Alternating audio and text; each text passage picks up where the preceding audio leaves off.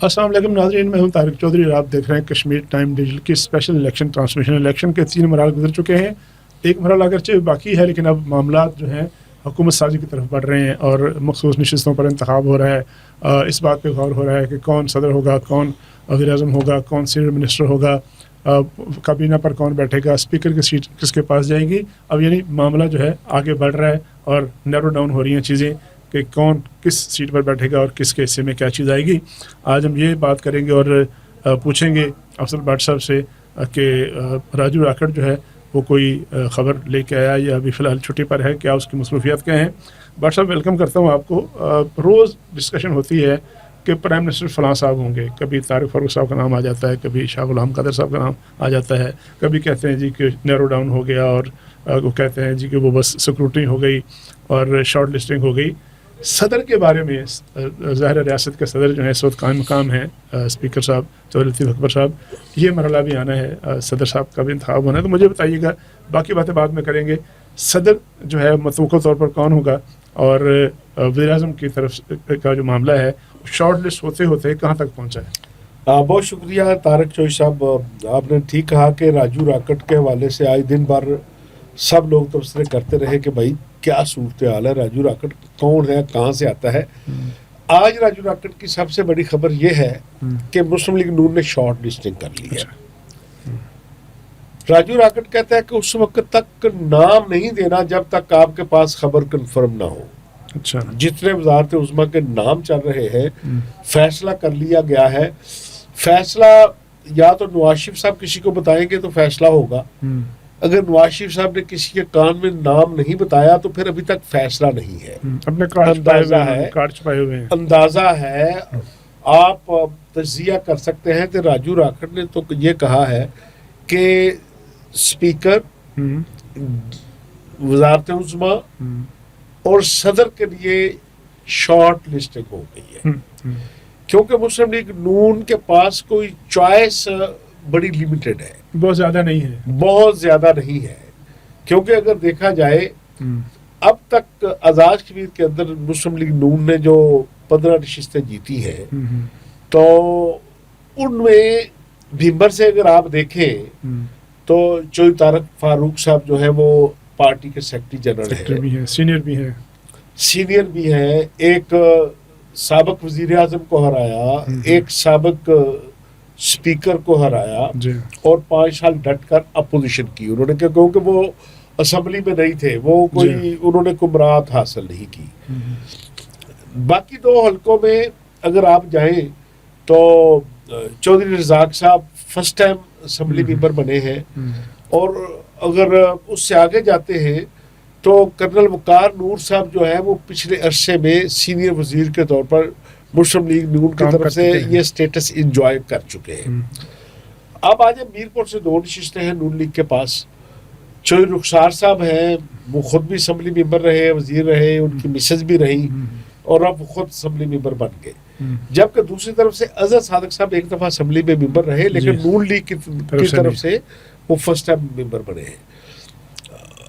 کوٹلی میں آ جائیں تو مسلم لیگ کی جو 4 نشستیں ہیں، چاروں فرسٹ ٹائم اسمبلی میں، چاروں نو وارد کا چلو لفظ ہم نہیں کہتے اسمبلی میں نو وارد، لیکن یہ ہے کہ چاروں فرسٹ ٹائم پارلیمنٹ میں پہنچے ہیں، تو اس لیے وہ تو آپ کے سامنے آ گیا۔ ان میں سے کہ اگر بڑی سلاٹ کے لیے کوئی نام کنسیڈرڈ ہونا تھا، میرٹ پہ ہونا تھا، تو چوئی طارق فاروق صاحب کا نام تھا جو کہ کنسیڈرڈ ہو رہا ہے۔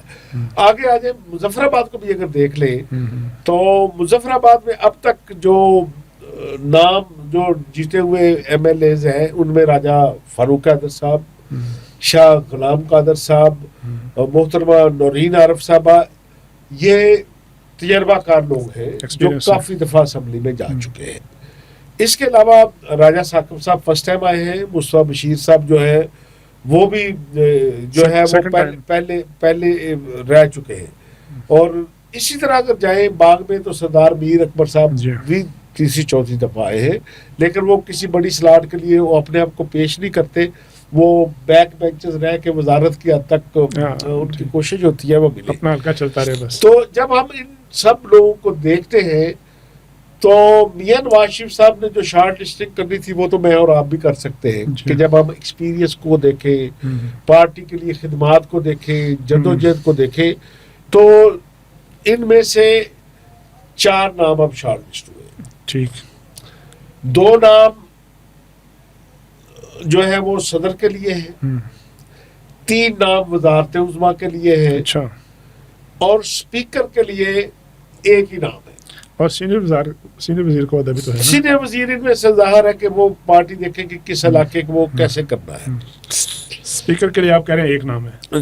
جی ہاں، کیونکہ اگر وزارت عظمیٰ کے لیے دیکھیں تو شاہ غلام قادر صاحب پارٹی صدر ہیں، ان کا حق بنتا ہے، اس لیے لوگ ان کا نام لے رہے ہیں. فیصلہ پارٹی نے بھی نہیں کیا. جتنی نامزدگیاں ہو رہی ہیں وہ ان کے ذریعے جا رہی ہے. پارٹی صدر ہے، اسپیکر رہ چکے ہیں، اور جب ابھی کولیشن گورنمنٹ بننے کی باری آئی جو چودھری انوار الحق صاحب کی گورنمنٹ تھی، اس میں مسلم لیگ نون شامل تھی. شاہ غلام قادر صاحب کو یہ پیشکش کی گئی تھی کہ آپ پارٹی پریزیڈنٹ ہیں، آپ سینئر وزیر آ جائیں. اسی طرح پیپل پارٹی میں سے جو یاسین صاحب کو پیشکش کی گئی تھی کہ آپ بھی آ جائیں، ہم 2 سینئر وزیر رکھ لیتے ہیں. لیکن شاہ غلام قادر صاحب نے اس وقت قربانی دی. انہوں نے کہا کہ جی میں پارٹی پریزیڈنٹ ہوں، اس لیے پارٹی پریزیڈنٹ کے طور پر اچھا نہیں لگتا کہ وزیر اعظم چیئر کر رہا ہو اور مسلم لیگ نون کا پریزیڈنٹ اگلی نشستوں پہ بیٹھا ہو، اس لیے وہ اس کیبنٹ میں نہیں آئے. سینئر وزیر وزارت چھوڑنا کوئی چھوٹا ایشو نہیں تھا. یہی کام جو یاسین صاحب نے بھی کیا کہ یہ دونوں پارٹی صدر تھے لیکن یہ چودھری انوار الحق صاحب کی گورنمنٹ کا حصہ نہیں تھے. اسی طرح جب فیصل راٹھور صاحب کی باری آئی تو آپ کو پتا ہے کہ وہاں جو ہے وہ کرنل وقار نور صاحب جو ہے وہ مسلم لیگ نون کے کوٹے سے سینئر وزیر تھے. اس لیے ان ساری صورتحال کو اگر دیکھا جائے تو شاہ غلام قادر صاحب کو کنسیڈر کیا جا رہا ہے کہ انہوں نے قربانی بھی دی، پارٹی پریزیڈنٹ بھی ہے، اور یہ دوسرا موقع ہے کہ مسلم لیگ نون نے اپنی نامزدگی کرنی ہے. پہلے جب مسلم لیگ نون جیتی تو راجہ فاروق حیدر صاحب پریزیڈنٹ تھے. ایز پریزیڈنٹ پارٹی پریزیڈنٹ انہیں مسلم لیگ نون نے وزیر اعظم بھی نامزد کر دیا اور وہ وزیر اعظم بن گئے. اسی طرح پارٹی پریزیڈنٹ اور سیکرٹری جنرل کی ذمہ داریوں میں سیکرٹری جنرل کی ذمہ داریاں زیادہ ہوتی ہیں. جو ہمارے ہاں جو روٹین ہے، جو ہمارے پارلیمنٹری سسٹم بھی ہوتا ہے، اس میں سیکرٹری جنرل ہوتا ہے وہ کسی بھی ادارے کا چیف سیکریٹریٹ کا انچارج ہوتا ہے، سیکریٹریٹ کا انچارج ہوتا ہے. اور طارق فاروق صاحب نے بڑا رگڑا بھی کھایا ہے چودھری انوار الحق صاحب کا کہ چودھری انوار الحق صاحب تمام قوتوں کے جو ہے وہ پسندیدہ تھے اس وقت تک. آج کیا صورتحال ہے اس کو ہم نہیں کہہ سکتے، لیکن چودھری طارق فاروق نے بڑا ڈٹ کر اپوزیشن کی اور اس کا نتیجہ کیا نکلا کہ چودھری انوار الحق صاحب سے وہ الیکشن بھی جیتے. بلکہ اگر پورے آزاد کشمیر کے اندر کسی جگہ سے کوئی دھاندلی کا الزام نہیں لگا، ٹھپوں کا الزام نہیں لگا، مخالفین نے بھی الزام نہیں لگایا، تو میرا خیال ہے ایک سردار عتیق خان صاحب کا حلقہ ہے اور دوسرا چودھری طارق فاروق صاحب کا حلقہ ہے. یہ بھی وزارت عظمیٰ کے امیدوار اسی طرح ہیں لائن میں جس طرح شاہ غلام قادر صاحب ہے. تیسرے جو امیدوار ہیں وہ راجہ فاروق حیدر صاحب ہیں، جو جن کے بارے میں کہا جاتا ہے کہ اس وقت آزاد کشمیر کی صورتحال جیسی ایسی ہے کہ وہاں ایک تجربہ کار وزیر اعظم چاہیے. 2 دفعہ وہ وزیر اعظم رہ چکے ہیں، پارٹی صدر رہ چکے ہیں، سینئر وزیر رہ چکے ہیں، اور کئی بار وہ رکن اسمبلی رہ چکے ہیں. اور خاص طور پہ جو ان کا نام کنسیڈر کیا جا رہا ہے کہ پنچ کے اندر جہاں یہ ساری صورتحال ہے وہاں راجہ فاروق حیدر صاحب کا، ان کا والد صاحب کا راجہ حیدر خان صاحب کا بھی وہاں بڑا اثر سوکھتا. سردار ابراہیم خان صاحب کے ساتھ مل کر ان کے والد صاحب کی ایک بڑی تاریخ ساز جدوجہد ہے، ان کا نام بھی ابھی تک چل رہا ہے. لیکن سب لوگ اپنے اندازے سے کہہ رہے ہیں کہ ان تینوں میں سے نمبر زیادہ جو ہے وہ شاہ صاحب کے. تو راجو راکٹ کہتا ہے کہ اس وقت تک آپ نے نام فائنل نہیں دینا جب تک فیصلہ نہ ہو. اچھا، آپ نے کہا کہ صدر کے لیے صرف ایک نام ہے. ابھی آ جائیں اسپیکر سے. اگر ایسی فارمیشن بن جاتی ہے کہ شاہ غلام قادر صاحب وزیر اعظم بن جاتے ہیں تو پھر 2 سیٹیں باقی بچتی ہیں بڑی، ایک بچ جاتی ہے صدر اور ایک بچ جاتی ہے اسپیکر کی۔ اب صدر کے لیے تو نان الیکٹڈ بندہ بھی بن سکتا ہے، لیکن اسپیکر کے لیے الیکٹڈ ہونا ضروری ہے۔ پوزیشن یہ ہے کہ راجہ فاروق حیدر صاحب جو 2 دفعہ پرائم منسٹر رہ چکے ہیں اور ان کا مزاج بھی نہیں ہے کہ وہ اسپیکرشپ کو اس طرح چلا سکے، حالانکہ پارلیمانی امور پر ان کی دسترس بہت زیادہ ہے۔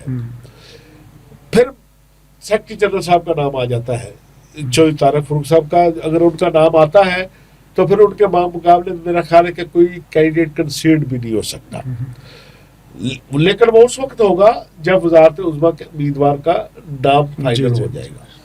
اب آ جائیں صدارت کے لیے، اگر وزیر اعظم اور اسپیکر کا فیصلہ ہو جاتا ہے تو پھر صدارت کے لیے 3-4 آپشن زیر غور ہے۔ ابھی تک جو پاکستان کا پاور شیئرنگ فارمولا ہے اس کو ابھی تک نظر انداز نہیں کیا گیا آزاد کشمیر میں۔ وہ کار فرما ہو سکتا ہے کہ نہ مسلم لیگ نون انکاری ہے نہ پیپلز پارٹی انکاری ہے، لیکن آزاد کشمیر کے لوگ یہ پوچھ رہے ہیں بار بار یہ کیسے پاسبل ہے۔ میں انہیں بتاتا ہوں ایسے ہی پاسبل ہے کہ سندھ کے اندر گورنمنٹ پیپل پارٹی کی، گورنر مسلم لیگ نون کا، پنجاب کے اندر گورنمنٹ مسلم لیگ کی، گورنر پیپل پارٹی کا، کے پی کے میں گورنمنٹ پی ٹی آئی کی، گورنر پیپل پارٹی کا، اور بلوچستان کی بھی یہی صورتحال ہے، اور جی بی کا ابھی تک گورنر جو ہے فیصلہ ہو چکا ہے، نومینیٹ نہیں ہو سکا کہ گورنمنٹ جب پیپل پارٹی اور استحکام پاکستان پارٹی کی بن چکی ہے، گورنر جو ہے وہ مسلم لیگ نون کا ہوگا۔ تو سب دوست پوچھتے ہیں کہ یہ کیسے ہے؟ یہ ایسے ہے کہ یہ فیصلہ یہ تھا کہ پاور شیئرنگ میں جس جماعت کی اکثریت ہوگی وہ گورنمنٹ بنائے گی، اور جو آئینی عہدے جو ہوں گے وہ اس کی دوسری جماعت کو ملیں گے۔ تو اس لیے ابھی تک جو صورتحال ہے اس کے مطابق ابھی تک پیپل پارٹی رن میں ہے۔ اگر پیپل پارٹی کو یہ منصب آ جاتا ہے تو 2 ہی کینڈیڈیٹ ہوں گے، فیصل ممتاز راٹھور صاحب کینڈیڈیٹ ہو سکتے ہیں، جو یاسین صاحب پارٹی پریزیڈنٹ ہے وہ ہو سکتے ہیں۔ اسی طرح اگر پیپل پارٹی نے اپوزیشن میں بیٹھنا ہوا تو پھر بھی انہی دونوں میں سے کسی نے ہونا ہے۔ تو یہ تھی جو سب شارٹ لسٹنگ کہ صدر کے لیے اب نون لیگ نے اگر فیصلہ کر لیا کہ نہیں بھائی وہاں جو پاور شیئرنگ فارمولا تھا اپنی پارٹی یہاں ہم نے اپنا صدر بنانا ہے، مکمل ہماری گورنمنٹ ہوگی۔ تو جو ویکیوم پیدا ہوا تھا پہلے کہ اپوزیشن میں کوئی جماعت نہیں تھی، اگر پھر اس تجربے کو دہرایا گیا، پیپل پارٹی گورنمنٹ کا بھی حصہ ہوئی اور اپوزیشن کا حصہ بھی ہوئی، تو پھر ایکشن کمیٹی کی جگہ کوئی اور آ کے اپوزیشن کی ذمہ داریاں نبھائے گا۔ تو اس لیے ایک تو یہ صورتحال ہے کہ بھائی اس نئے پیٹرن پہ چلا جائے، دوسرا یہ ہے کہ یہ فارمولا آ جائے کہ اب آزاد کشمیر کی جو صورتحال ہے وہاں پوچھ کی صورتحال ہے، پورے اسٹرکچر کو ایک چیلنج ہے، اوورسیز کشمیری جو ہے وہ اپنی جگہ ناراض بیٹھے ہیں، تو ان کو کوئی اکیلی جماعت وہاں اب ڈیلیور نہیں کر سکتی، جس طرح کہ پاکستان میں ایک تصور تھا۔ پاکستان میں تو کیونکہ مختلف پولیٹیکل پارٹی اسمبلی میں تھی، ان کو ملا کر ایک گورنمنٹ بن گئی۔ وہاں تو پیپل پارٹی ہے، مسلم لیگ نون ہے، اور ایک انڈیپینڈنٹ تھے ساجد باسی صاحب جو دھیر کوٹ سے تھے، وہ آگے آج انہوں نے کر لیا نون لیگ کو کے ساتھ الائنس کر دیا ہے۔ وہ کہتے ہیں کہ میری اپنی جماعت ہے، میں شامل نہیں ہوں گا اور میں آ جاؤں گا آپ کے ساتھ الائنس میں۔ اب اگر یہ فارمولا چلتا ہے کہ بھائی سب جماعتیں مل کر اس سسٹم کو چلائیں اور اس کرائسس کو، اوورسیز پاکستانیوں کے کرائسس کو، ایکشن کمیٹی کے کرائسس کو میٹ اپ کرنا ہے، تو پھر اب بھی صدارت جو ہے وہ دوسری طرف جا سکتی ہے۔ اگر وہ نہیں جاتی، مسلم لیگ نون نے اپنے پاس رکھنی ہے، تو پھر ہے راجہ فاروق حیدر صاحب، ایکسپیرینس آدمی ہے، جہاں وہ پونچھ میں بھی جائیں تو ان کا احترام ہوگا. پھر ایکشن کمیٹی کے معاملے پہ بڑا کلیئر سٹانس رکھا راجہ فاروق حیدر صاحب. صحیح. میں سمجھتا ہوں کہ شاید ہی کوئی ایسا لیڈر ہو. سردار عتیق احمد خان صاحب تھے, راجہ فاروق حیدر صاحب تھے, جو بڑے کلیئر سٹانس لیا. وہ غلط ہو سکتا ہے, لوگ اسے ناپسند کر سکتے ہیں, لیکن انہوں نے اپنا ایک سٹانس لیا, اس میں قائم رہے. تو ایک راجہ فاروق حیدر صاحب ہے, لیکن مسئلہ یہ ہوگا کہ وہ اسمبلی ممبر ہے, ان کو سیٹ چھوڑنی پڑے گی. اگر وہ سیٹ چھوڑتے ہیں تو ان کے مقابلے میں اشفاق ظفر صاحب بڑے اسٹرانگ کینڈیڈیٹ ہیں, 3 الیکشن لوز کر چکے ہیں. اگر وہاں وہ سیٹ مسلم لیگ نون چھوڑتی ہے تو وہ مسلم لیگ نون ہو سکتا ہے کہ دوبارہ وہ سیٹ جو ہے وہ گین نہ کر سکے, وہ سیٹ پیپلز پارٹی جیت سکے. تو اگلا نام جو آتا ہے وہ مشتاق منہاج صاحب کا ہے کہ مشتاق منہاج صاحب اسمبلی میں تو نہیں گئے, وہ بھی ممکنہ طور پر ہو سکتا ہے. اگر نون لیگ نے صدارت اپنے پاس رکھنی ہوئی تو اب تک اگر میں کرائیٹیریا دیکھوں کہ وہ آدمی جو گفتگو کی صلاحیت رکھتا ہو, جو ٹیبل ٹاک کی صلاحیت رکھتا ہو, جو اچھا مقرر ہو, جو گفتگو کا فن جانتا ہو, لوگوں کو انگیج کرنے کا فن جانتا ہو, یہ وہ تمام صلاحیتیں ہیں جو مشتاق منہاج صاحب میں موجود ہیں. تو یہ 4 لوگوں کی شارٹ لسٹ ہے جو میں آپ کو بتاؤں. اچھا بٹ صاحب, ہم نے وائنڈ اپ کرنا, لیکن مختصر سا سوال ہے, جواب مختصر دیجیے گا. الیکشن کے ماحول میں بڑی گرما گرمی تھی, بڑا جارحانہ رویہ تھا پیپلز پارٹی کا بھی. الیکشن میں ہوتا بھی ہے ایسا, بلاول صاحب بڑا جو ہے وہ بڑے کرٹیسائز کر رہے تھے. مسلم لیگ نون کے وفاقی وزراء نے بھی کم نہیں کی, انہوں نے بڑے جواب دیے. اب لگتا یوں ہے کہ اچانک شاید کوئی جو ہے نا وہ محاذرے کا لیول جو ہے وہ بہت نیچے آ گیا ہے, ٹون ڈاؤن ہو گیا ہے. آپ نے بھی یہ بات فیل کی, ایسا ہے یا میرا تاثر غلط ہے اس پہ؟ دیکھیں, لگتا یوں ہے کہ تقریباً سیز فائر ہے.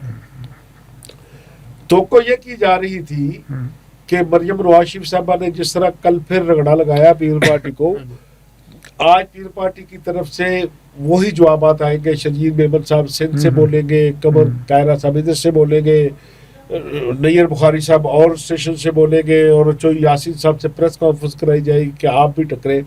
لیکن آج کوئی اس کا جواب نہیں آیا.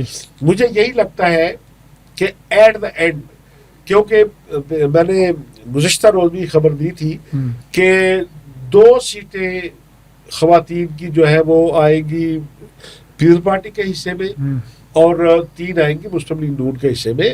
کیونکہ اگر 45 سیٹوں پہ الیکشن ہو چکا ہوتا تو 9 سیٹوں پہ ایک فیمیل جو ہے وہ الیکٹ ہونی تھی. اب صورتحال یہ ہے کہ ٹوٹل ہے 36 لوگ ہیں جو ابھی تک 36 ہے نا, 25 مسلم لیگ نون کے اور باقی مدر پیپلز پارٹی کے ہیں, اور 12 پیپلز پارٹی کے ہیں, ایک انڈیپینڈنٹ ہے. 38 لوگ ہو گئے ہیں. ان 38 میں سے اگر ہونا ہے تو 5 نشستوں پہ پیپلز پارٹی کے پاس 12 میں سے جو ہے وہ 2 نہیں بنتے, 7 یا 8 پہ ایک خاتون بنے گی, 4 ووٹ ان کے پاس فالتو ہے. اسی طرح مسلم لیگ نون کے بھی پورے 4 نہیں بنتے. دیو کہوں کہ پیپلز پارٹی کا یہ کہنا تھا کہ پونچھ میں ہماری پوزیشن سٹرانگ ہے, اگر پونچھ کے الیکشن کے بعد خواتین کا الیکشن ہوتا تو ہم نے وہ مطلوبہ تعداد پوری کر لینی تھی. تو اس لیے مجھے لگتا یہ ہے کہ اب بات چیت ہوگی کہ ایک سیٹ ان کو مل جائے. دوسرا وہی بات کہ اگر کل صدر ان کا کنسیڈر ہونا ہے تو پھر ہو از اٹ پاسبل کہ وہ سیز فائر نہ ہو اور ایک دوسرے پر فائرنگ جاری رہے. لیکن ایک امپورٹنٹ بات جو صاحب, عام طور پہ پاکستان کے جو لوگ ہیں, جرنلسٹ ہیں, وہ سمجھ رہے ہیں کہ خواتین کا طریقہ کار وہی ہوگا جو پاکستان کی قومی اسمبلی میں ہے اور صوبوں میں ہے, آزاد کشمیر میں بھی وہی ہوگا. آزاد کشمیر کا بالکل طریقہ کار مختلف ہے کہ یہاں تو یہ ہے کہ پرائرٹی لسٹ ہوتی ہے, جتنی سیٹیں کوئی جماعت جیتتی ہے اس کے مطابق اسے وہ سیٹیں الاٹ ہو جاتی ہیں اور نوٹیفیکیشن ہو جاتا ہے کہ یہ اسمبلی ممبر ہے. وہاں باضابطہ الیکشن ہونا ہے, وہاں نہ کسی سے الیکشن مانگی ہے نہ جمع کرائی جاتی ہے, کیونکہ آزاد کشمیر کا الیکشن ایکٹ پاکستان سے تھوڑا سا ڈیفرنٹ ہے.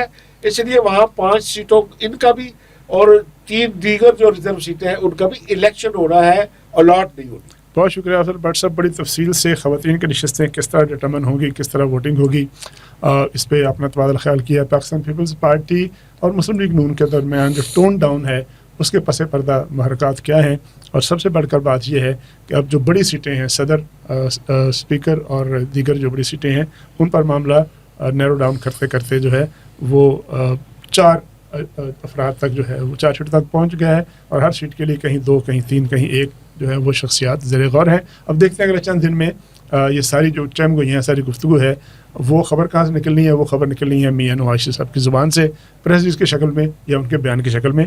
تو فی الحال اپنے میزبان طارق چودھری کو اجازت دیجیے، اللہ حافظ۔